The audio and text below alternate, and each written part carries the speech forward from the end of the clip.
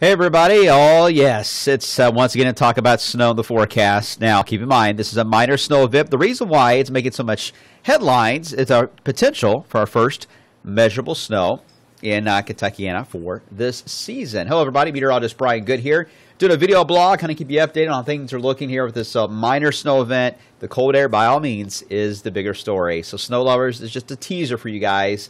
I feel your pain. But we got plenty of winter to get through. This is still autumn, so this is a nice little teaser. It's a bonus. Anytime you get snow in November, it is considered a bonus event because it does not happen very often at all. Okay, let's talk about those stats. In fact, our average first measurable snow here in the Louisville area doesn't actually take place until December 7th. You know, we had our first trace of snow on October 24th. That was nearly a month ahead of schedule. If we get a measurable snow on Tuesday, that also will be nearly a month ahead of schedule. Now, when it comes to our first 1 inch of snow, that's a little bit later in the season. Usually we get that the day after Christmas. I don't think we'll get 1 inch totals out of this from what I can tell right now. The higher chance for that looks to be out of our viewing area in our eastern Kentucky counties. We'll keep an eye on that, but I don't think, especially here in Louisville, I don't see that 1 inch mark being reachable at this point anyway. All right, as far as the first winter storm, we define a winter storm by ice and snow. When it comes to snow, it's going to be at least 4 inches. To get winter storm criteria, we usually do not see that until January 19th, and usually the second week of January we get that about right on cue. So let's talk about what is coming our way. Now, it's looking quiet tonight, no problems out there whatsoever. It's not tonight though, it's a problem. It's going to be late tomorrow into Tuesday. We have an Arctic front. You see how the snow is already breaking out here across areas of the Dakotas into Montana, heading into the Arrowhead there of Minnesota. The cold front is just ahead of that. It's a cold front because this is Arctic cold we're talking about that's diving down to the south. Let me show you the source region here where that cold area is coming from, way up into Canada.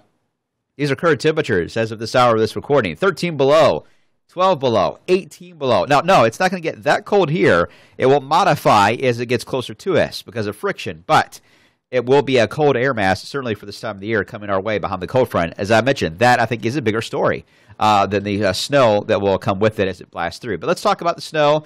It looks like the models are trying to hit that. We're going to see light rain tomorrow night, and then it transitions to snow as we head into the midnight hour. Now, the earlier model runs were trying to hit that snow would break out across southern Indiana, and that band would push to the south. I just updated this latest run here, the Futurecast, and it doesn't really do much for southern Indiana. It doesn't really develop the band of snow until it passes I-64 at 5:30 Tuesday morning. Now, this model has been flipping a little bit here and adjusting itself, so I wouldn't hold that to account, though that would be Louisville's luck. That is how it usually goes for snow lovers in Louisville. It passes us up, and then everybody else gets it. I think what's likely to happen, I still think the band will develop here in Indiana, even though the models are not showing it, and it will push to the south and east. If you notice here, these darker shades here of purple, that is where moderate bands could certainly develop. It is those little pockets. You can see it's not a widespread area. It's only a few little areas that will see moderate snow. That is the best shot to pick up a light accumulation, about a half inch potentially if it comes down hard enough. But temperatures, again, will be near freezing, but you can't look at that verbatim. If this was January, yeah, we'd be concerned about slick spots all over the place with temperatures like that. But this is November, so ground temperatures are so warm here in our area that you're going to have to get all the way down into the 20s to really get any problems to develop on the roadways itself. But it will be cold enough for it to stick on rooftops, car tops, anything elevated, anything high up in the air could see the snow stick to that. And again, it'll be minor snow because this band is going to be fast to the south and to the southeast. It's been later to Tuesday morning. It's still across our southern counties. Notice how cold it is, though, everywhere else. When you head off to the bus stop and get ready for work Tuesday morning, yeah, freezing if not below outside, and it will be windy. To add insult to injury there with snow showers into our southern counties.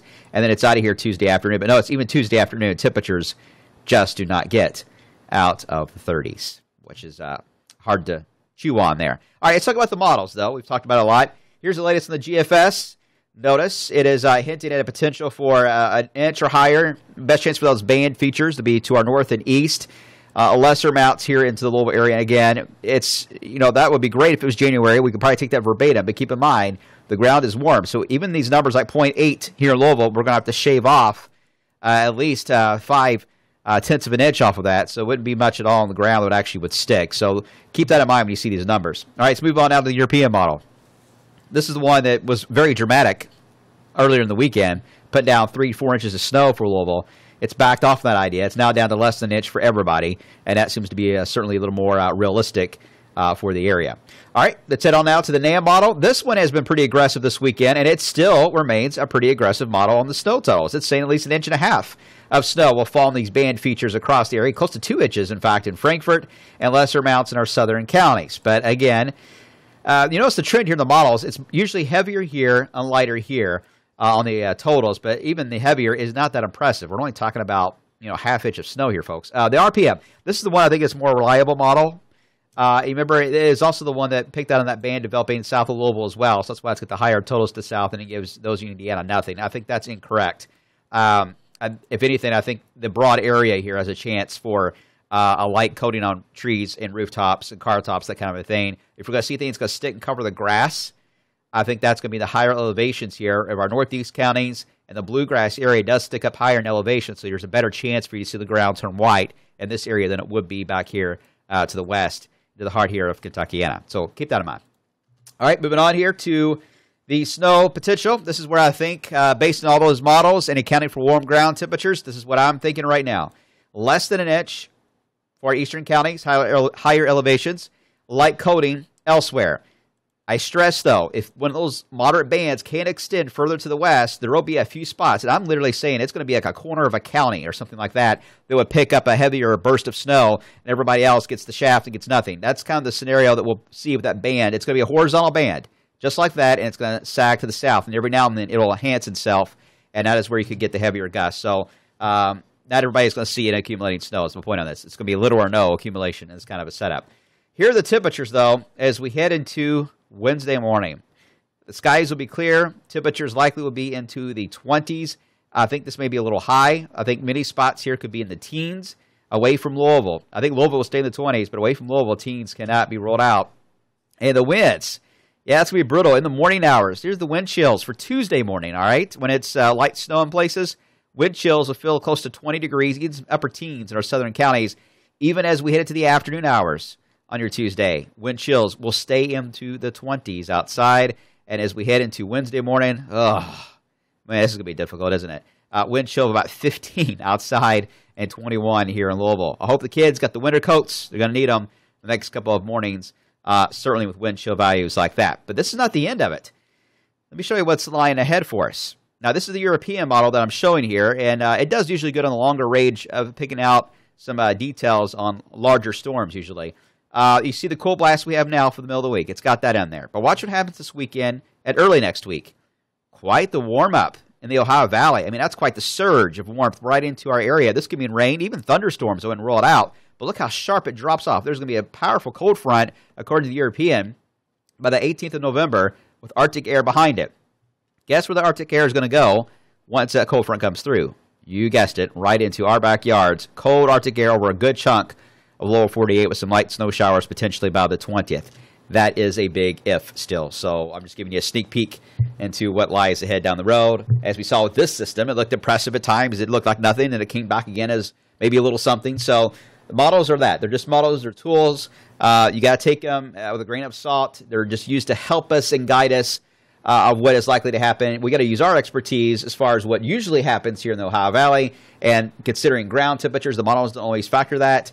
And the biases the models have, sometimes they're way off. And the NAM has a tendency to overdo snow amounts a lot, so I usually take that into consideration and lower it down. The GFS usually does a little better on snow amounts. And the RPM model probably does the best, really. And it's only pointing out maybe a ½ inch in a few spots. Most areas probably won't get much at all on the ground. So this is not going to be a big snow, but it won't take much to cause a few problems north and east of town for higher elevations on the overpasses for Tuesday morning. So we got to watch that carefully because I don't want anybody to be completely let the guard down for your commute. Be alert, certainly, if it is snowing outside.